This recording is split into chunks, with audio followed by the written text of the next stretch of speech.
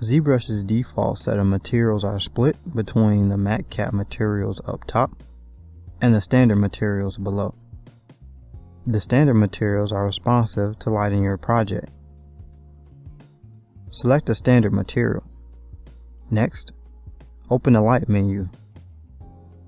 Each light bulb represents an additional editable light preset. Click and drag on the sphere to reposition the angle of your light. A single click will send the light from the foreground to the background and back. Click and drag the intensity slider here to control your brightness. Click here to change the color of your light.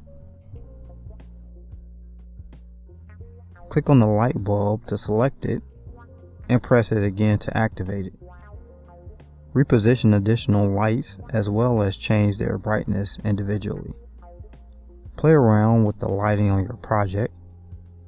This will help you get the most out of rendering your project coming up in the next clip. See you there.